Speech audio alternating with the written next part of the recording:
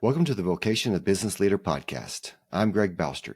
Here we explore how Catholic leaders let Christ and the teachings of the church he founded guide their work, integrating faith and business.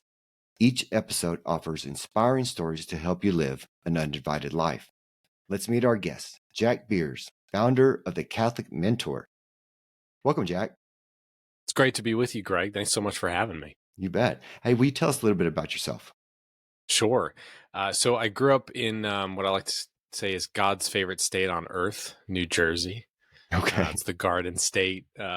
My dad's Jewish, my mom's Episcopalian, so I was lucky. You know, I got Christmas, got Hanukkah, got all the Jewish holidays, all the Christian holidays. But it was a relationship with God that was sort of guided by my parents as we don't care how you talk to God. We just want you to.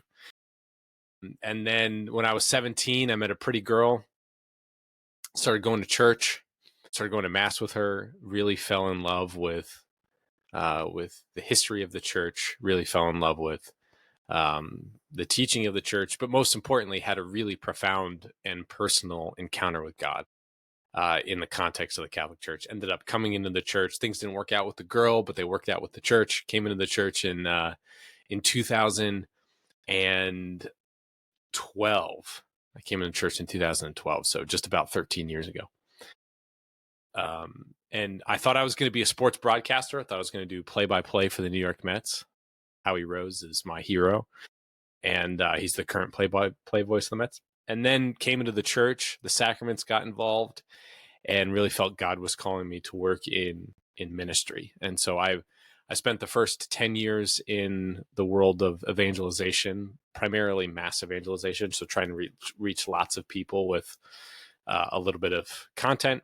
And then I've spent the last 2.5 years working in this area of personal accompaniment through the Catholic Mentor. I'm trained to walk with people in sort of an elevated form of spiritual direction and therapy. So how were you called to Catholic ministry? All the way back in the day, all the way back in 2012, 2013.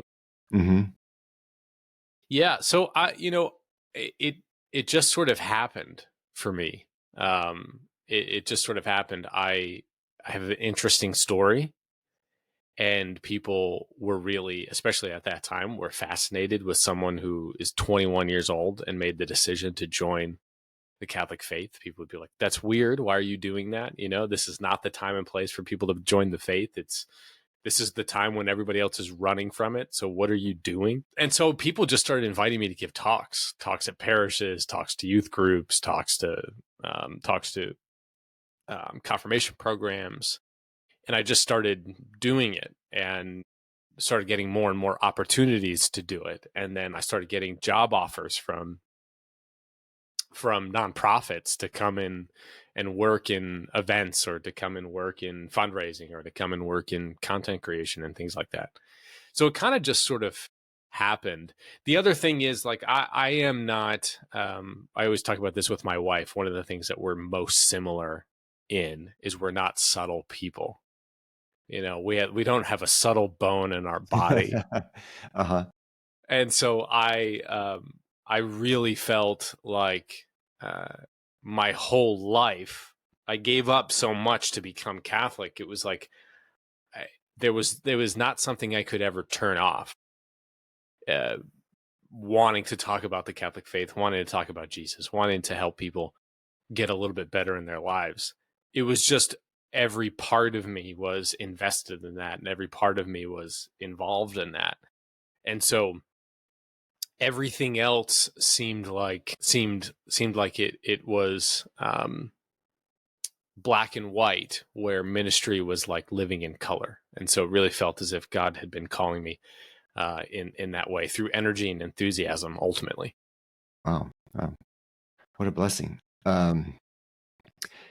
So what do your parents think of you being Catholic? Now or then? Now. I guess both. Yeah, both. Let's do both.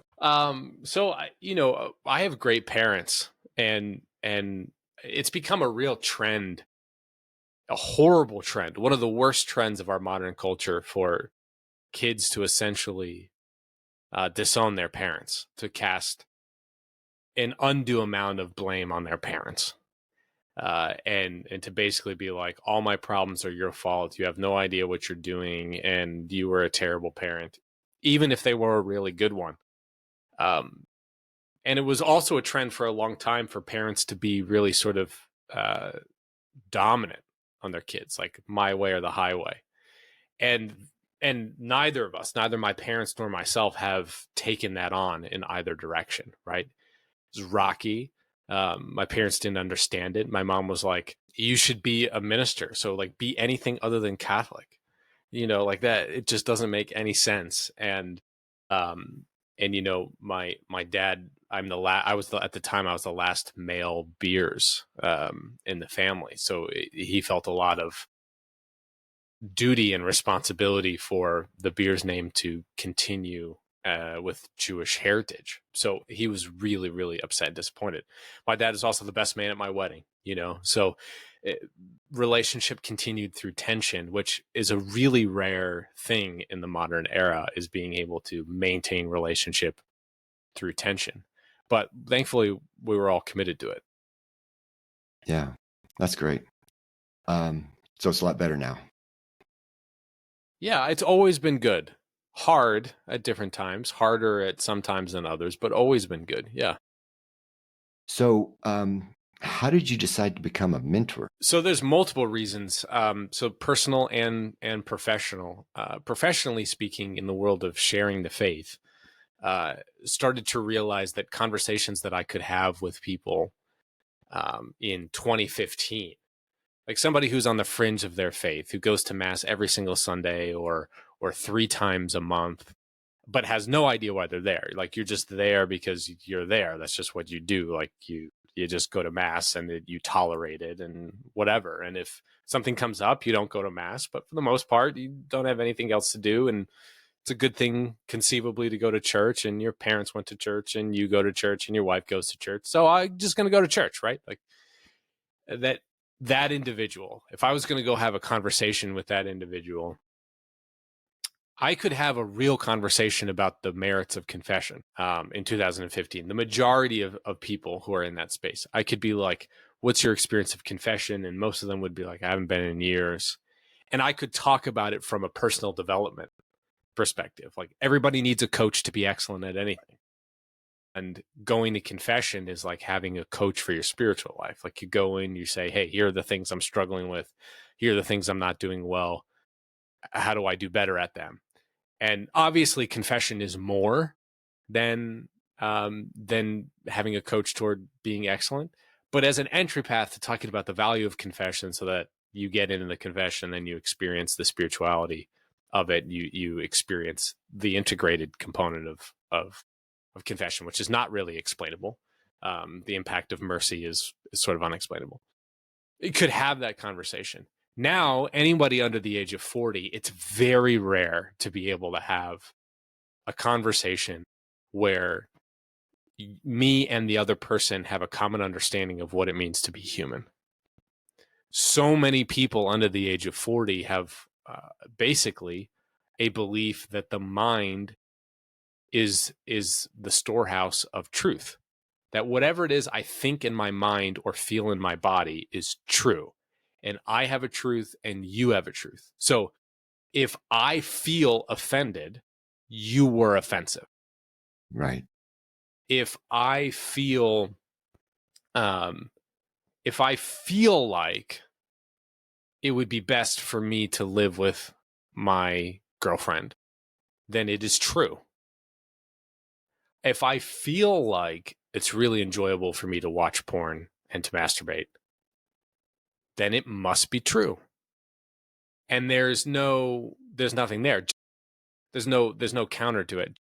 If I feel a certain emotion, that means I am that emotion. So you'll hear people be like, I am anxious, as opposed to a part of me feels anxious. Right.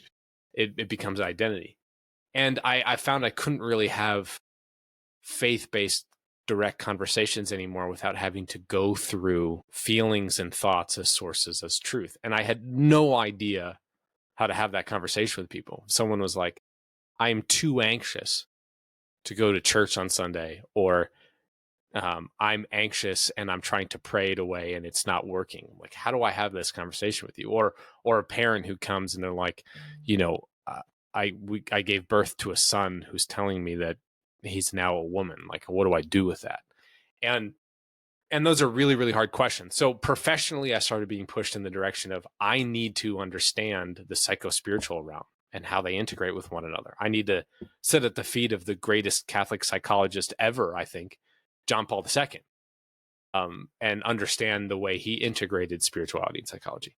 I also became a parent in 2020, and our firstborn son struggled a lot with social emotional challenges. I mean, he was born literally 6 weeks into the shutdown of the pandemic. Yeah. And that comes with consequences. And I was like, I have no idea how to hold space for my son. Mm-hmm. I have no idea how to handle what I'm seeing and what's happening here. And my wife is going through a lot, and I have no idea how to help her. So I actually need to grow. My capacity to love my family needs to expand. And so I ended up finding a training through the Catholic Psych Institute and Dr. Greg Bottaro to be trained in and certified in John Paul II's applied personalism, to be able to accompany people one-on-one, integrating sound psychology with authentic Catholic spirituality and anthropology, which is a lot of words for me to be able to be like, I got really good at loving people no matter where they are. Yeah. So how is the Catholic mentor different than executive coach, spiritual direction, and a therapist? So you could say that it's an experience of all three in a singular context. So one of the differences, let's say in coaching. So when you get a coach, you want to get better in a specific area. It's like, I want to get faster, or I want to increase emotional intelligence, or I need a coach to help me strategically plan for my business. Like, you have a target, right? And so it's helpful to have goals, and it's helpful to have somebody who helps you make progress in goals. That's useful, but it's not everything, because sometimes your obstacle to achieving those goals is not mindset. It's a spiritual obstacle, or it's a relational obstacle that exists within you, or it's a psychological obstacle. So then you have your therapist for the psychology, right? And so you can understand, why do I do the things that I do? Why do I get in my own way?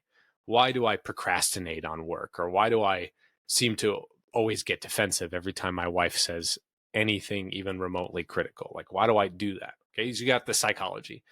And then you've got the spirituality, which is not only does it contain the best way to live, but we're broken in relationship and we're healed in relationship. So for us to get better and to heal, we need to be in relationship with something that heals us. God. God in his perfection, God in his love. So it brings everything together in one. So if you and I were to work together on something like, you want better communication with your wife, there would be a coaching aspect, there'd be a psychological inventory, and then there would be a spiritual dynamic in play as well. The other difference is that the modality is different. It's daily. Like, I walk with people every single day. We exchange a message every single day. So I'm in people's world. It's not like it's, 1 50-minute session every other week where we spend 80% of it catching up on what's happening, but we're actually just constantly and perpetually in the dial. Do you think that you're an empath? No, absolutely not. No. Empathy, there are people who are naturally inclined toward empathy, and it is part of the female genius for most women, that there's a natural inclination to be able to feel what other people feel and relate to them. But no, I'm not. Yeah. Not even close. Yeah, like most males. Yeah, no, I'm not an empath. That's a skill I've had to learn, empathy. Yeah. So who's mentorship for? So the mentorship work that I do is I work with, I like to talk about it, of people who keep running into a hidden obstacle that is preventing them from being who God made them to be. And they've tried other things and it just hasn't worked. So this manifests itself in a lot of different ways. Like, I can't quite seem to love my wife well, or I'm addicted to porn, um, or I have this dream and I have all of these negative thoughts that are preventing me from getting after that dream, or my anxiety is crippling and I don't know what to do with it. So all those things fall under the same banner of there's a hidden obstacle. I've tried to do it on my own. I've tried to do it maybe with other coping mechanisms, and I can't quite seem to do it, and I could use some help, which is the tale of human history. Like all of the great spiritual masters, pretty much all of them had a spiritual director, because it's really hard to see your own stuff within you and grow from it. You actually need somebody who helps you to see your own self before you can grow. What would you say are some common misconceptions about holiness and spiritual growth? Wow, it's okay. Holiness and spiritual growth. Number one is that the number one misconception of holiness is that holiness is for a select number of people. Holiness is the word we use to describe people who are who God made them to be, and who are close to God, in close relationship with them. It's the word when you're hanging out with Mother Teresa and you're like, wow, there's somebody different. Like this person is different and it's palpable. She's closer to God than anybody I've ever met. And she's also more authentically, uniquely herself than anybody I've ever met. How do I describe that? Well, how you describe that is holy. So there's this perception that it's like, man, holiness is for a select number of people. So that's number one. Number two is that in order to be holy, you have to be holy all of the time. And it's not true.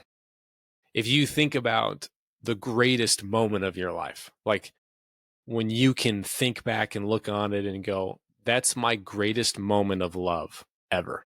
Like you stood up for the bully when you were 10, or, you walked with your parent through the loss of their life, and you showed up every single day as they were dying, and you were just there, and you just loved them, and you loved them heroically. Like all of those are holy things. Like when you call up a friend because you know that they have a big interview that day, and you call them up in the morning and you're like, I'm going to encourage you to do your best and to be your best. That's holy. When you remember that it's like your mom's birthday and you send her a card, that's holy. It's a holy thing to do. When you pray in the morning, that's holy. When you go to mass on Sunday, that's holy. When you read something that's a great spiritual reading, that's holy. So if you can be holy in a moment, you can actually be holy in many moments. And if you can be holy in many moments, then you can be holy over the course of a longer amount of time. You can be a holy person. The third one is holy does not mean perfection. You can be flawed and still be holy. Jose Maria Escriva is a saint, and he was known until his death as having a terrible temper. He was not perfect, right? So holiness is not perfection. And then spiritual growth. This is the last one I'll give you. Holiness and spiritual growth. We think we can be stagnant. We think we can be where we are and stay where we are. But you're either growing or dying.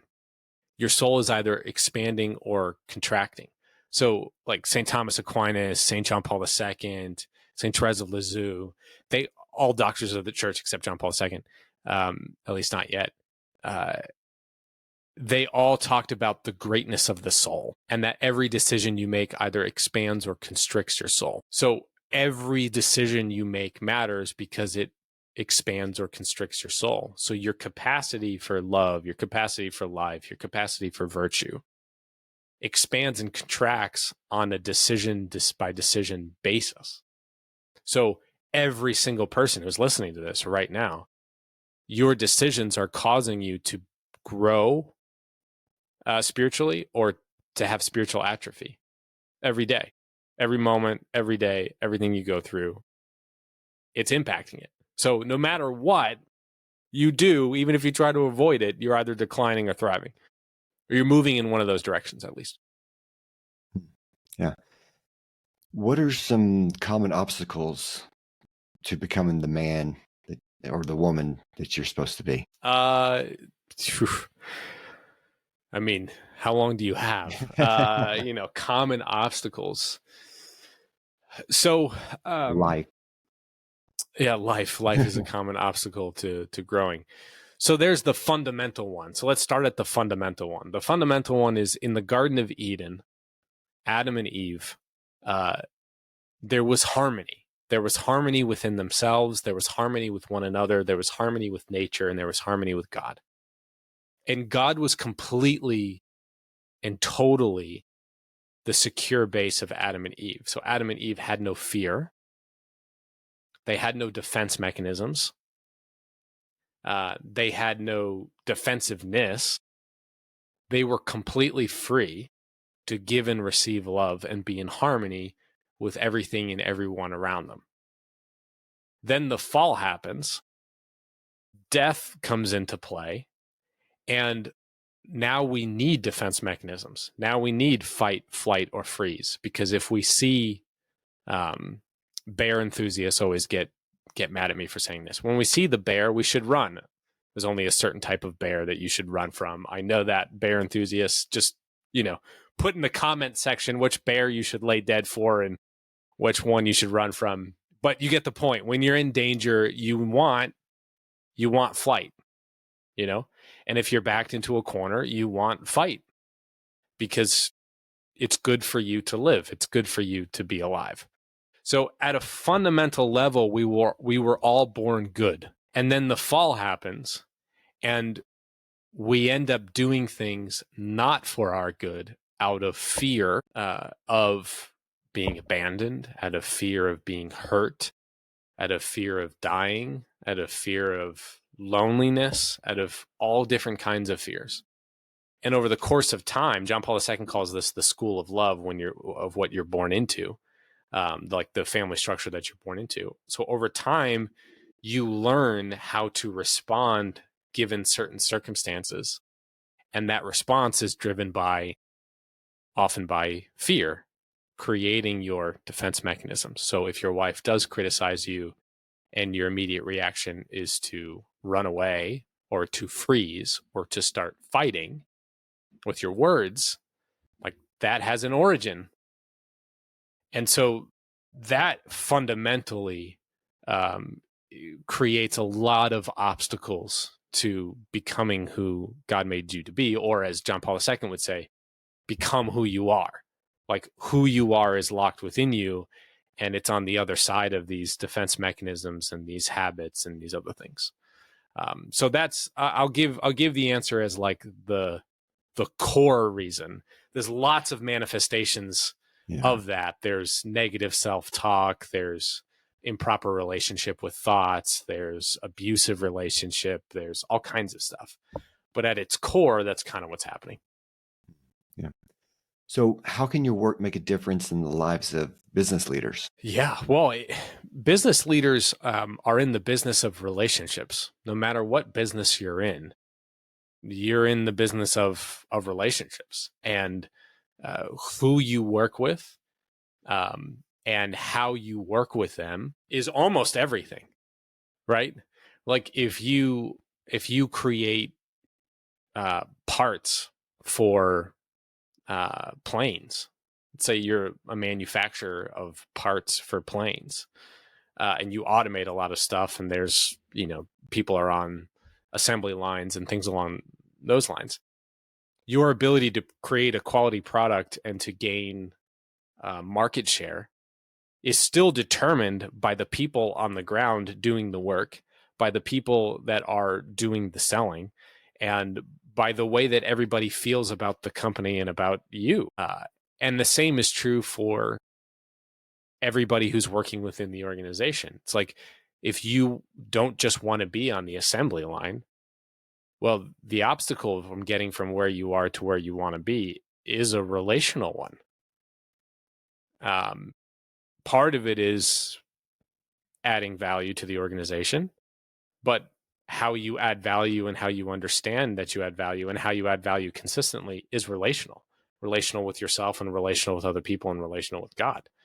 So I help you get really, really healthy as a relational being. And the moment that happens, you're way ahead of 98% of everybody else in your field. Right. Yeah. Will you tell us about your RISE program? Sure. Rise to the occasion is a concept that is constantly evolving for me. It's really a deep dive into the fundamentals of what it means to make the most of your life. And so it's this. I offered it, at different lengths at different times, but right now it's a 30-day experience. Really get to the bottom of what is standing between you and who God made you to be. Because Greg, what's limiting your potential right now. I know what's limiting my potential right now. Knowing that and then being able to overcome it are two different things. Same as knowing that and knowing where it comes from so you can get over the top of it is a different thing. So I help people come in and they have a particular challenge that is preventing them from becoming who they are. And we do a targeted deep dive into that thing for 30 days. And at a minimum, reveal the hidden nature and motivation behind it so that you can then get on the path to freedom. That sounds really good. It's not bad. Yeah, it's usually like people will come in with like they can't say no to food, right? They keep saying no. They can't say no to food, or they can't say no to the things that they watch on their phone, or they can't say no to themselves when they blow up at their spouse. It's that type of thing. It's like, I can't say no to this thing and I really need to gain freedom. And they can usually accomplish that in 30 days? They can accomplish understanding why they do what they do, which is half the battle in 30 days. I can tell you where it comes from and why you do it. Because most people are like, oh, it's this terrible thing. I've just got to stop. And a part of you doesn't think it's terrible. A part of you thinks it's necessary for your survival. So until you understand why that part of you thinks that and have compassion toward that part and have curiosity toward that part, it's going to be running around like a chicken with its head cut off. You have to get to that place first. So I help you get to that place. And then, most people from there's lots of resources to help you keep going. Some people are like, I need to keep doing this work. And that's when we do longer term one-on-one work. So where can people go to find out more about you and the Catholic Mentor? thecatholicmentor.com. I try to keep it as simple as I can. I think you also found me on LinkedIn. So I do a lot of posting on LinkedIn as well. Mm-hmm. So you can look me up at Jack Beers at LinkedIn, or you can go to thecatholicmentor.com. Is there anything that I didn't ask you that you'd like to talk about? What brought you to be so passionate about this particular topic? About my podcast? Yeah. Yeah.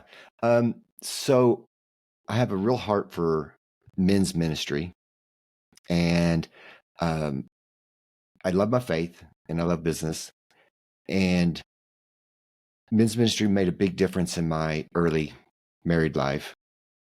And there's so many Catholic professionals that live a divided life.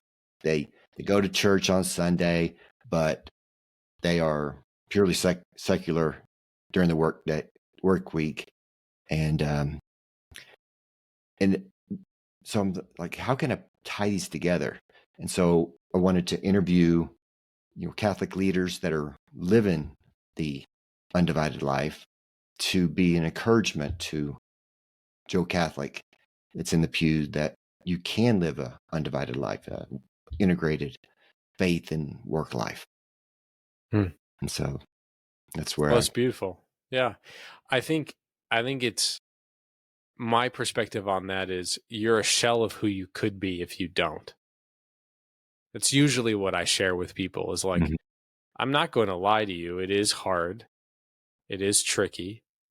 A friend of mine is going to work every day at a secular law firm and hearing about how horrible men are every day, and hearing about how toxic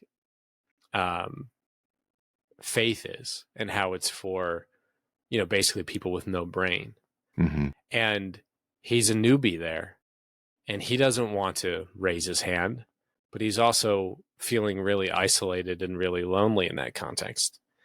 And in walking with him and relieving him of the pressure of like, you don't have to convert these women. Right. It's not your responsibility to convert these women. Mm-hmm. It's worth examining why their comments impact you the way that they do, and why it encourages you to be small in relationship to them. When the reality is authentic you, not proselytizing you. You're not standing up on top of your desk being like, repent and believe in the gospel. But why an authentic you who is joyful, purposeful, successful is going to be the honey that catches the bees way better than if you were to get into an aggressive conflict or to meet them where they're at with their style of I'm right and you're wrong.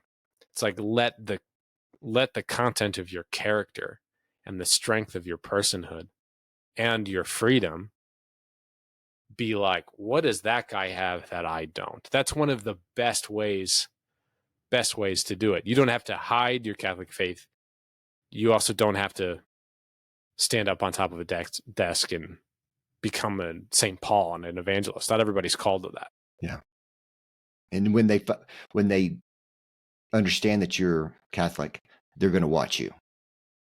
They're going to watch you to see if you are what you preach or what you believe, or are you just another hypocrite. And guess what? You are another hypocrite. You are. Mm-hmm. I am. Yeah. Greg, you are, right? Yeah. Faith is an aspiration. Jesus is an aspiration. Being in relationship with him and reflecting him to the world is aspirational, right? So, yeah, I'm going to fall short. What really makes a great Christian is the ability to be like, yeah, I fell short. I'm sorry. Or, yeah, I am trying to get better at that. Lord knows where I'd be if Jesus didn't help me get where I am now. I would be 10 times worse. Can you imagine? The people who are in the secular world feel like they have a claim on imperfection and that they can use the imperfection of Christians against them. And Christians don't have a claim on perfection. Christians have a claim on mercy and redemption. And so we don't have to be afraid of making mistakes because we're going to make them. What we need to be afraid of, and what Jesus tells us to be afraid of, is like, beware of the things that corrupt you, that can destroy the soul as well as the body. Mm-hmm. Not just the things that can destroy the body, I should say. It's like, what can destroy the soul and take the body with it? Resentment, bitterness, pretending to be a form of perfection that you're not. Right. Those things can kill you. Mm-hmm. So be merciful. Be as full of integrity as you can. Like, imperfection is not a stick you can hit me with because I already know I'm imperfect. Right. What do you think of that? Does that land with you? Oh, absolutely. The church is not for, it's a hospital. It's not a club of holy people. It's a hospital for sinners. We all need a savior. We all need redemption. We all need to forgive. Because what they say, like resentment is like drinking poison and hoping the other person dies. Yeah. Right. Yeah. No, it's totally true. And it's really hard to do that. It's really hard when you feel like you're under a microscope and you feel like you have to be perfect to represent the entirety of the Catholic faith, but you don't. And this is the other thing about it. It's like God's in charge of that person's soul, not you. Right. And if that person comes to Christ, it will be because of Christ, not because of you. You could get in the way. You can be a helping hand along the way. But ultimately, like, that person is not your responsibility. And I think a lot of people feel tons of pressure. Mm-hmm. Like, it's all on me. I have to answer everything perfectly. It's all on me to get this person into the faith. And it's not. You may just be there to plant a seed.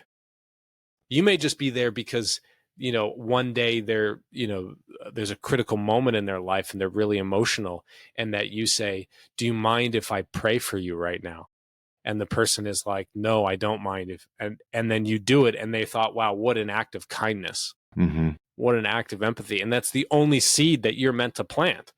You're not supposed to help them understand why there's evil in the world and God is good. Like, you may not be the one for that. You may be, but you may not be either.